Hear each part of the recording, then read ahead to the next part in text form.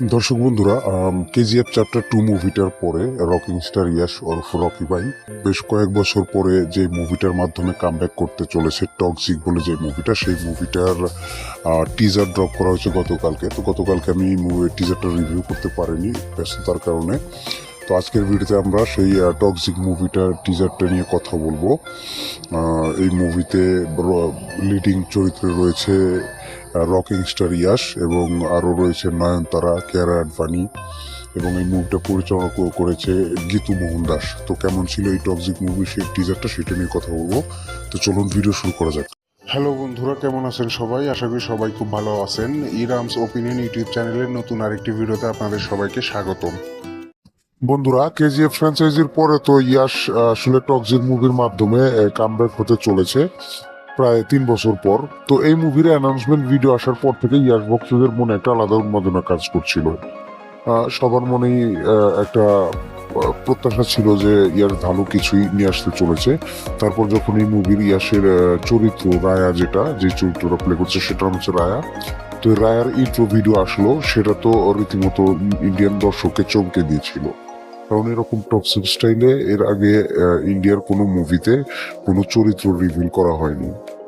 এটা যে শুধু প্রশংসা করেছে তা নয়, প্রচুর সমালোচিতও হয়েছে। তবুও অনেক মানুষ প্রত্যাশা করেছিল ইউনিক কিছুই দেখতে চলেছি, সেই আসলে দিক থেকে চিন্তা করে অনেকেই প্রত্যাশা রেখেছিল। আমিও রেখেছিলাম যে হ্যাঁ, হয়তো ইউনিক কিছুই আসতে চলেছে, ভালো কিছু আসতে চলেছে। কিন্তু যখন টিজার আসে তখন এই মুভিটা নিয়ে আসলে কিছুটা আন্দাজ করাই যায় যে কেমন হতে চলেছে মুভিটা। সত্যি কথা বলতে টিজারটা আমার প্রত্যাশা তেমন ভাবে পূরণ করতে পারেনি। মানে টিজারটা আমার কাছে খুব আহামরি অনেক ভালো কিছু লাগেনি। আমার কাছে এভারেজ লেগেছে। আমার যতটুকু প্রত্যাশা ছিল তা আসলে পূরণ হয়নি। তবে হ্যাঁ, এই মুভিতে ব্রুটাল অ্যাকশন ভরপুর থাকতে চলেছে, এটা তো ক্লিয়ার এই টিজার থেকে, এবং কিছুটা যৌনতার দৃশ্য থাকতে চলেছে। কিন্তু সেসব কোনো বিষয় না, এখনকার দিনের প্রায় মুভিতেই এসব জিনিস থাকে এবং সেই মুভিগুলো প্রচুর সুপারহিট ব্লকবাস্টার হিটও হয়। সেগুলোর খুব বড় উদাহরণ মার্কো রয়েছে, অ্যানিমেল রয়েছে। মার্কো মুভিতে তো তেমন কোনো ভলগার সিন নেই, কিন্তু ব্রুটালিটি বহুত আছে। কিন্তু অ্যানিমাল মুভিতে আপনার হচ্ছে যে ভায়োলেন্সও ছিল এবং কিছু যৌনতাও ছিল।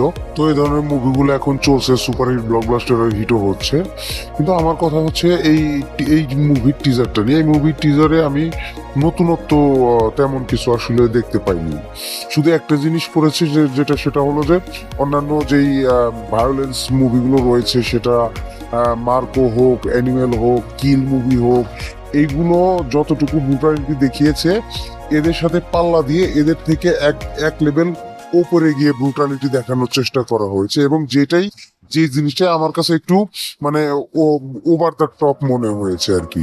এবং আরো দু একটা যে সমস্যা আমার কাছে এই মুভিতে এই টিজার দেখে মনে হয়েছে, সেটা হচ্ছে যে এই যে রায়ার যে ক্যারেক্টারটা রয়েছে, এই ক্যারেক্টারটা কিন্তু আসলে যখন সে চলছে বা তার যে বডি ল্যাঙ্গুয়েজটা বা তার যে ডায়লগ ডেলিভারি স্টাইলটা, সেটা যখনই এই টিজারে যতবার সামনে আসছে বা দেখাচ্ছে, সেই জিনিসটা কিন্তু আসলে তার যে আগের যে মুভিটা রয়েছে, কেজিএফ ফ্র্যাঞ্চাইজির মুভিটা রয়েছে, কেজিএফ চ্যাপ্টার 2 এ যখন সে নারাচি বা কেজিএফ যখন দখল করে নেয়, সেই সময়কার যে তার বডি ল্যাঙ্গুয়েজ ছিল, তার আসলে ডায়লগ ডেলিভারির যেই স্টাইল ছিল, সেই জিনিসগুলো কিন্তু রায়ার ভিতরেও দেখা যাচ্ছে। সে কিন্তু ডিফারেন্স কিছু নিজেকে সেই ক্যারেক্টার থেকে কিন্তু আলাদা কিন্তু করতে পারেনি।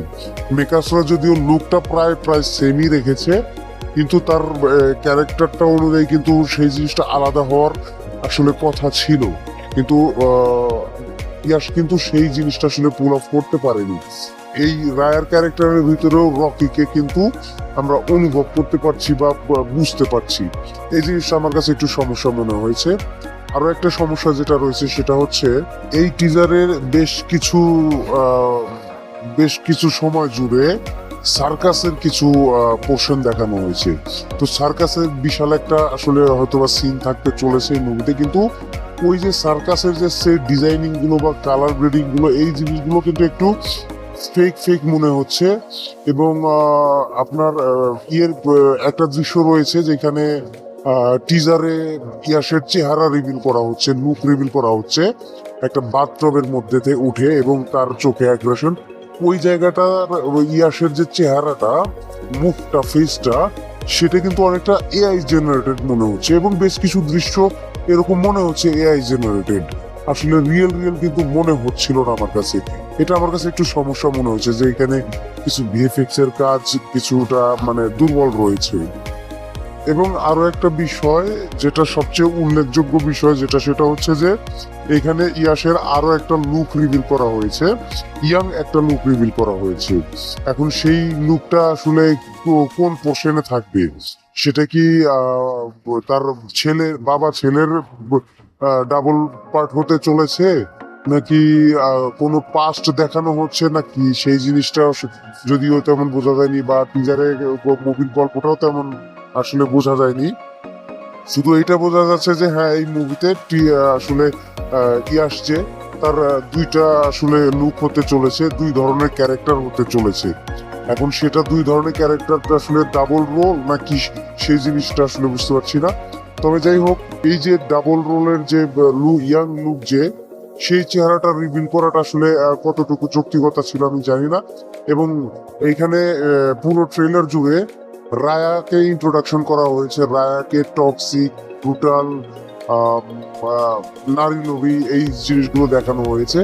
এবং লাস্ট পর্যায়ে গিয়ে যখন ওই ইয়াং লুকটা রিভিল করা হচ্ছে, এবং ওই ইয়াং লুকটাকে দেখানো হচ্ছে যে রায়ার থেকেও এক লেভেল উপরে সে ব্রুটালিটির দিকে, এই জিনিসটাতে বোঝানো হচ্ছে।